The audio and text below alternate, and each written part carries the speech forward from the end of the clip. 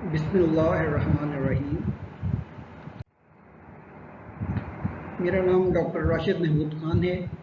MBBS MPhil pharmacology, Punjab medical college Faisalabad. आज हमने ऑटोकॉइड्स जो हैं उनको डिस्कस करना है। Autocoids, the word auto means self and cause mean relief or drug. Autocoids are biological factors which act like local hormones, have a brief duration of action, act near the site of synthesis, and are not blood-borne. Autocoids is a group of compounds widely differ in their structure and pharmacological activities. Common feature is that they are sensitized in the tissue on which they act. It acts as local hormone. तो briefly अगर ऑटोकॉइड्स को हम देखें तो ऑटोकॉइड्स जो हैं is a group of drugs which have diverse mechanism of action, pharmacological action and effects. ये neurotransmitter के तौर पे भी काम करता है और लोकल हार्मोन के तौर पे भी इसको देखा जाता है।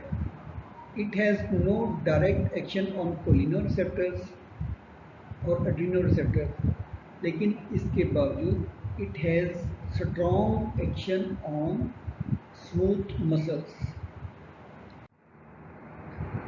क्लासीफाई करें इसको तो हम तीन मेजर ग्रुप्स में करते हैं। बायोजेनिक अमीन्स, हिस्टामिन, सेरोटोनिन है, इसमें फॉस्फोलिपिड्स हैं, prostaglandins, eicosanoids, leukotrienes, thromboxanes, platelet activating factors हैं।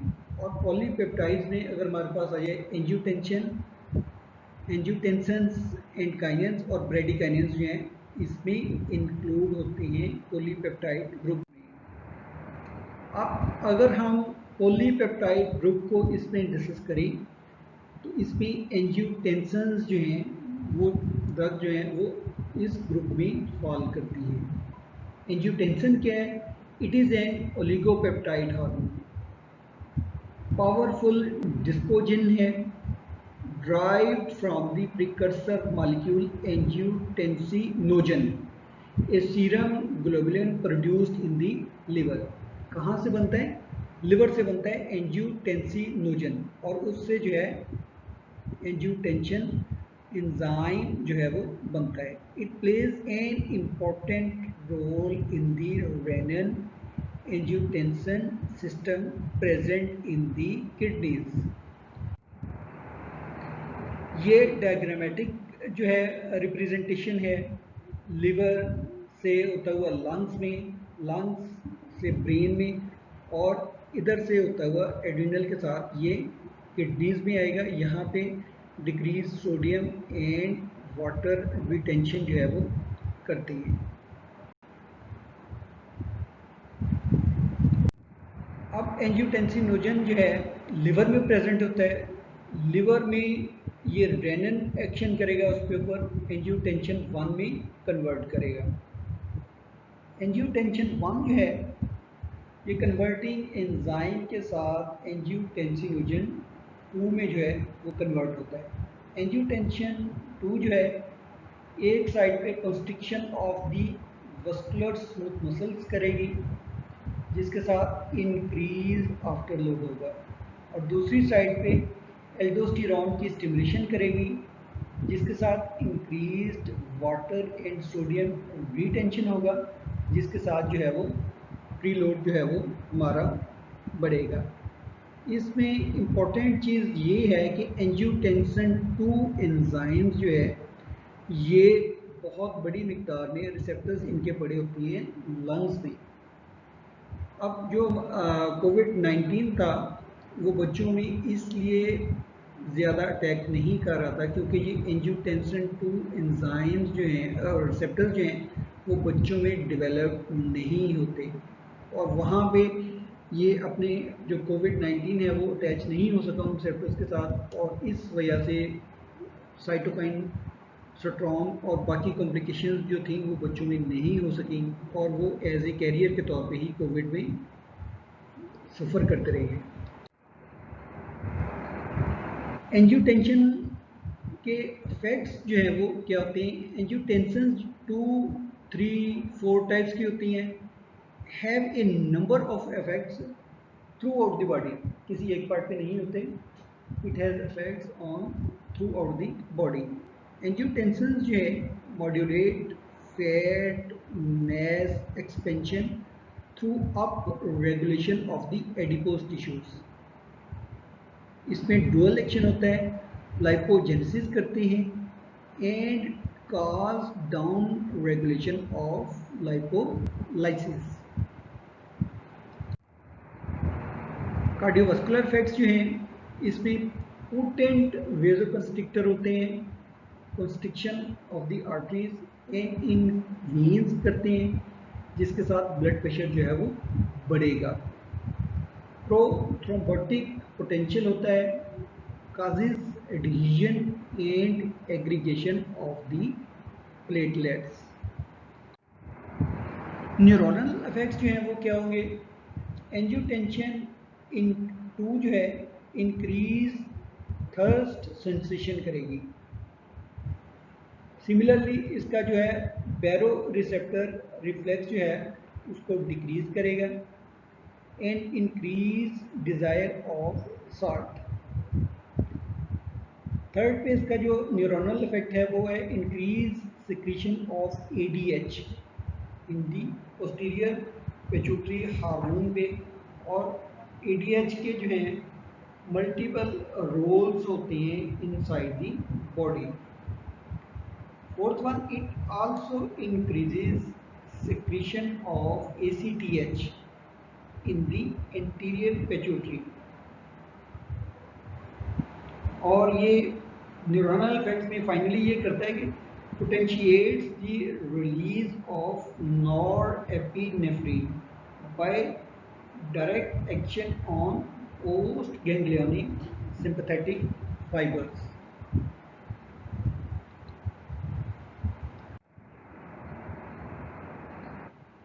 एड्रिनल इफेक्ट्स जो हैं वो क्या होते हैं?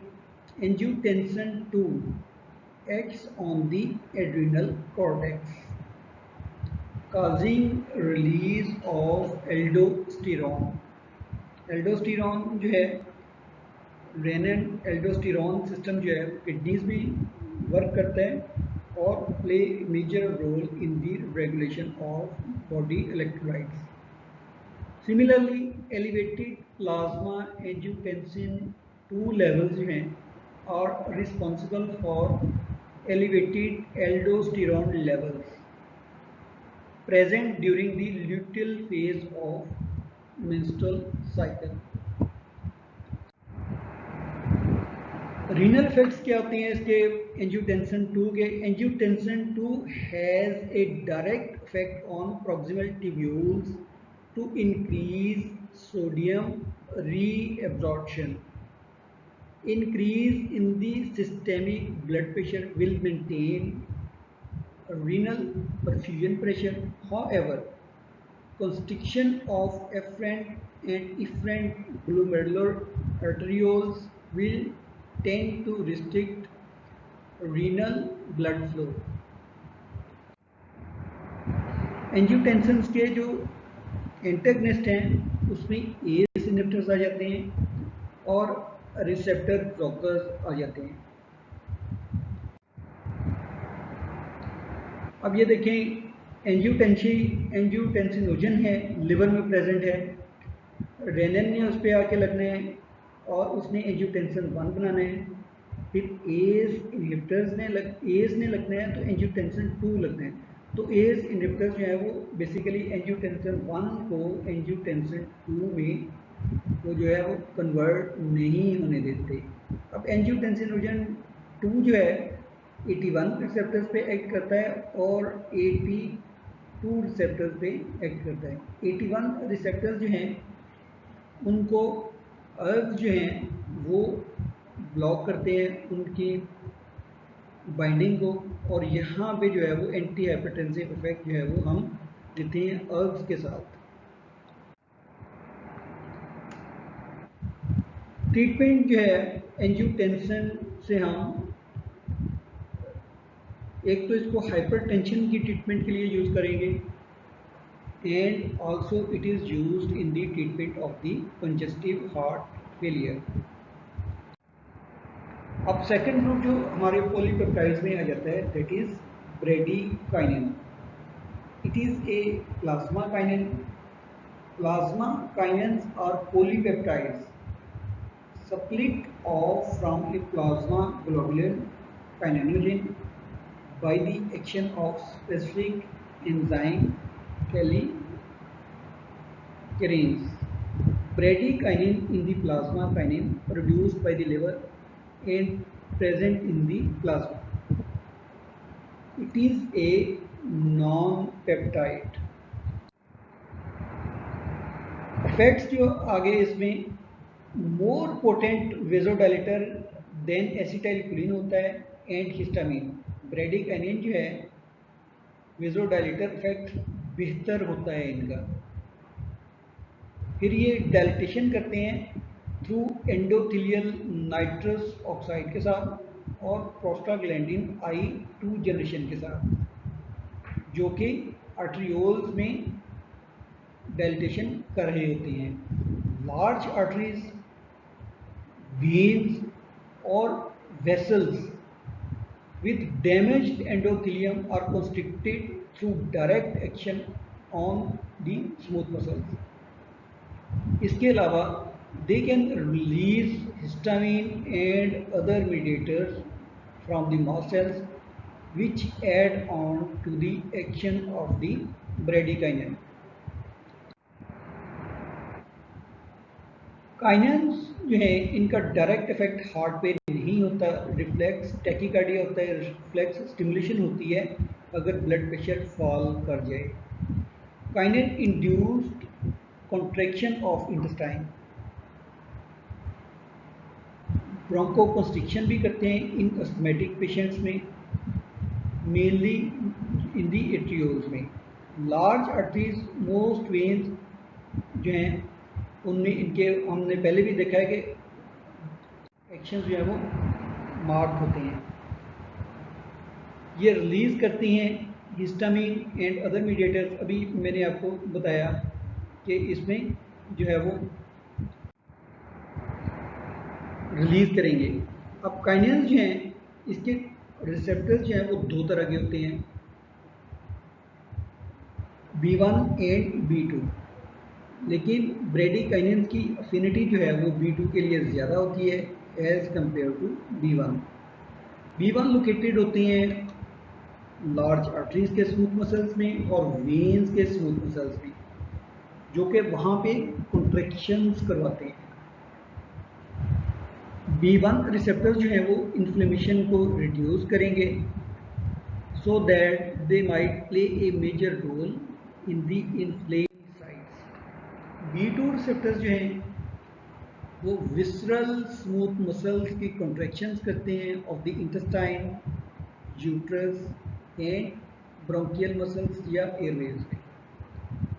वस्कुलर एंडोथेलियम में जो B2 रिसेप्टर्स हैं वो नाइट्रस ऑक्साइड रिलीज करते हैं, वहाँ पे वेजोडाइलेशन होगी एंड इंक्रीज कैपिलरी परमेबिलिटी जो है वो होती है। सेंसरी नर्व्स में ये क्या करते हैं, एक्यूट पेन करते हैं। वो कैसे करते हैं हम नेक्स्ट स्लाइड में इसको देखेंगे। पैथोफिजियोलॉजी जो है वो इनकी क्या होती है, kinins produced all signs of inflammation. इसके अलावा कौन करता है, हिस्टामिन में भी हमने देखा था कि वो all kinds of science of inflammation जो है वो प्रोड्यूस करती हैं। मीडिएशन ऑफ पेन अभी हमने पढ़ा है, वो कैसे करते हैं, डायरेक्टली स्टिमुलेटिंग नर्व एंडिंग को करते हैं एंड इंक्रीजिंग प्रोस्टाग्लैंडिन प्रोडक्शन, जिसके साथ पेन जो है वो मीडिएट होती है। Production of kinase is integrated with clotting, fibrinolysin and complement system. So it has a role in the clotting of the blood. अब ये बच्चों में ड्यूरिंग फोटल लाइफ जो है क्लोज करते हैं डक्टस आर्टेरियोसिस को, फीटल पल्मोनरी आर्टरी को जो है वो डायलेट करते हैं और कंस्ट्रिक्शन करते हैं of the umbilical vessels. So it has a role in the newborn as well as intrauterine babies. Similarly इसका एंजियोएडिमा में भी जो है वो रोल होता है and it also appears in the shock, rhinitis, asthma, ACE inhibitor induced cough. अगर आप पेशेंट्स को एस दे रहे हैं तो उनमें कफ जो है it is due to increase release of bradykinins. Carcinoid post gastrectomy dumping syndrome में भी जो है इसका रोल होता है. Fluid secretion in diarrhoea, acute pancreatitis and certain immunological action जो हैं उसमें इन्वॉल्व होती हैं ब्रेडिकाइनेंस. अब ब्रेडिकाइनेंस के एंटागनिस्ट जो हैं वो दो जो है मार्केट हुए हैं, डेली बेंट, ये इसको हम यूज़ करते हैं severe systemic inflammatory response syndrome और सेप्सिस में. इक्टाबेंट जो है ये सेकंड एंटागनिस्ट है और ये यूज़ होता है in the management of hereditary angioedema. This is all about our today's lecture.